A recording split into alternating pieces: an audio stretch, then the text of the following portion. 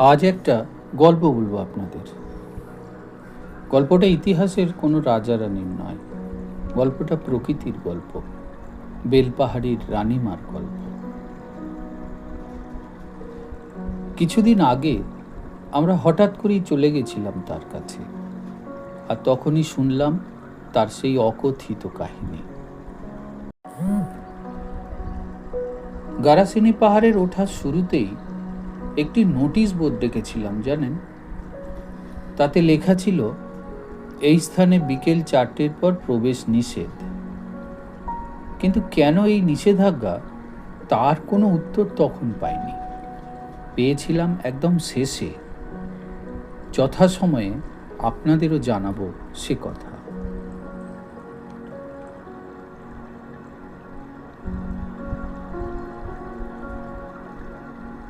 পাহাড়ের ওঠার পথে সবুজ জঙ্গল ছাড়া কিছুই চোখে পড়বে না আপনার। নির্জন পথ, বেশ খাড়াই আর নুড়ি পাথরে ভর্তি, নানান প্রজাপতি আর জংলি ফুল চারিদিকে। কিছুটা এগোলেই পড়বে বাসুদেবের মন্দির। এখানে কিছুটা বিশ্রাম নিন, তারপর আবার এগিয়ে চলুন ঘন জঙ্গল ও ঝোপঝাড়ে ভর্তি খাড়াই রাস্তায়।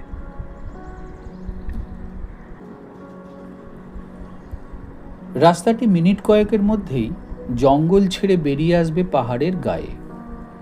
এই অংশে জঙ্গল বেশ হালকা, পাথুরে রাস্তাটা সিঁড়ির মতো ধাপে ধাপে উঠে গেছে পাহাড়ের মাথায়।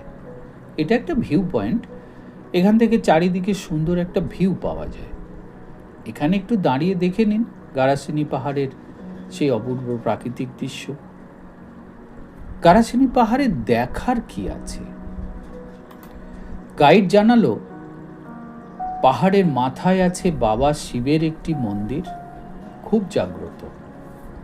আর মন্দিরের পাশ থেকে গোটা বেলপাহাড়ির 360 ডিগ্রি ভিউ, যা এক কথায় অপূর্ব।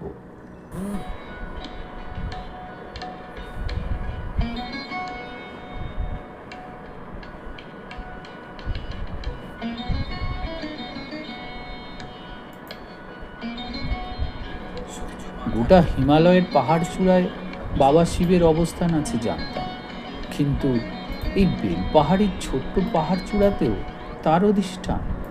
বেশ ইন্টারেস্টিং লাগলো ব্যাপারটা। আর কিছু আছে জিজ্ঞাসা করলাম। আছে, গারাসিনী কেভ, জানালো আমাদের গাইড কৃষ্ণ।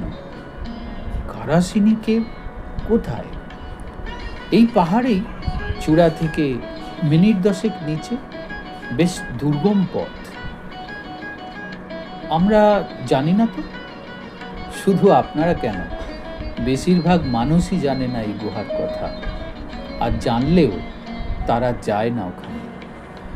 কেন যায় না? কেন জানতে চাইলাম আমি। এমন কি ব্যাপার জড়িয়ে আছে এর সঙ্গে যে মানুষরা এখানে যায় না? মানে গেলে কি খারাপ কিছু হয়? না না, সেরকম কিছু নয়। তবে কি স্যার, জানেন তো, গারাসিনী কেভ অত্যন্ত পবিত্র জায়গা বলে আমাদের গাইড কৃষ্ণ শোনালো এক আধা দৈবিক কাহিনী। আর সঙ্গে সঙ্গেই আমার কাছেই গারাসিনী হিলের প্রবেশের পথে লেখা নিষেধাজ্ঞার মানে পরিষ্কার হয়ে গেল। কৃষ্ণ জানালো, সন্ধ্যের পর এই পবিত্র গুহায় নিভৃত আলাপচারিতায় বসেন মহাদেব শিব আর মা গারাসিনী। এই কারণেই বিকালের পর গারাসিনী পাহাড়ের রাজত্বে কোনো মানুষের থাকার অধিকার নেই।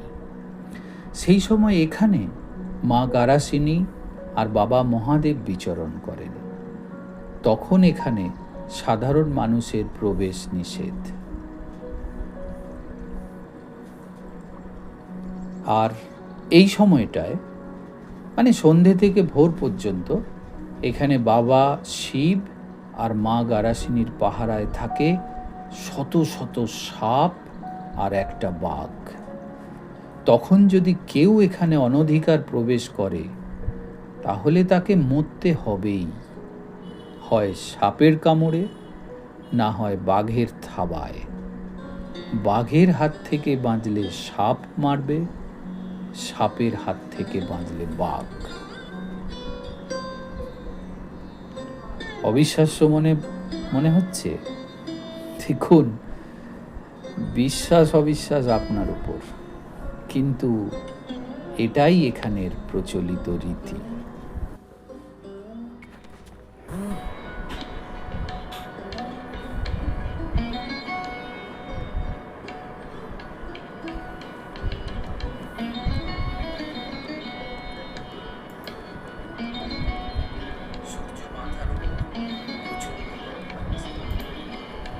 একবারে দাঁড়িয়ে যান, এবার এদিকটায় টাকা।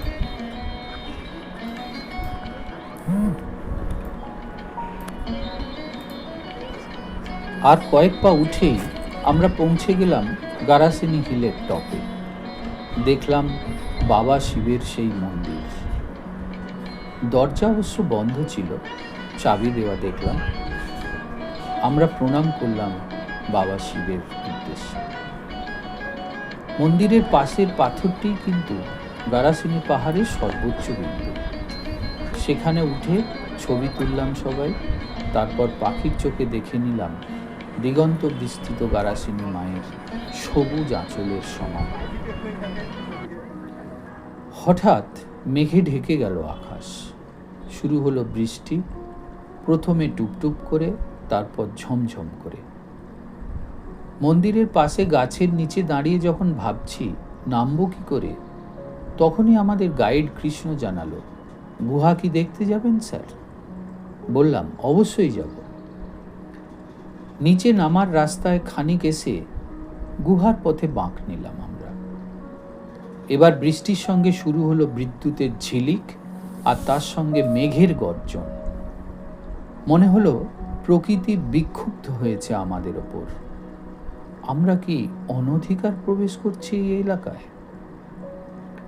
যাই হোক, দুর্যোগ কেটে গেল খানিক পরেই, আর আমরা এগোলাম গারাসিনী কেবের রাস্তায়। গুহায় যাওয়ার পথটা বেশ খাড়াভাবে নিচে নেমেছে। গারাসিনী গুহাটির চারিদিকে পাথরের দেওয়াল। গুহাটি কালো ও ছাই রঙের পাথরের মাঝখানে কিছুটা ফাঁকা জায়গায়। গুহাটিকে চারিদিক থেকে ঘিরে রেখেছে নানান আকৃতির পাথর, হাজার হাজার ঝোপঝাড় ও গাছের শেকড়। সম্মিলিতভাবে সেগুলি গুহার মুখে তৈরি করেছে একটি রহস্যময় আবছায়া। বাইরে থেকে গুহাটিকে ঠিক চোখে পড়ে না। ঝোপঝাড় আর হাজার সবুজ গাছের পাতার আড়ালে ঢাকা। ভেতরে কেবের যাওয়ার মতো জায়গা নেই। আমি যাচ্ছি না। এইটা কিন্তু একদম ওই 200 ফিট নিচে ফাঁকা। দেখো তুমি না খুব চঞ্চলতা করছো। সাবধান কিন্তু সঞ্জয় দাস, মানে কোনোভাবেই পা স্লিপ করলে একদম নিচে। কোনো পয়েন্ট ল্যান্ডিং এ করবেন না, ভায়োলেট করবেন না। চলো ব্যাস। পিন্টু তার ছবি নাও। যাই হোক, গুহার মুখে পৌঁছে সারা শরীরে রোমাঞ্চ খেলে গেল। দেখলাম গুহাটিকে উপর থেকে নিচে ঘিরে রেখেছে অজস্র বিষধর সাপ। কয়েকটি মহাকায়, কয়েকটি শীর্ণকায়, আর তার সঙ্গে সত্যি সত্যিই সেখানে আছে একটি বাঘ। ভাবছেন ভুল বকছি? না, তা নয়।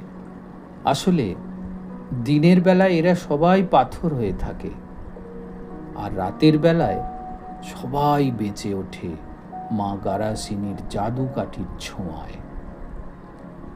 বিশ্বাস না হলে দেখুন ভালো করে।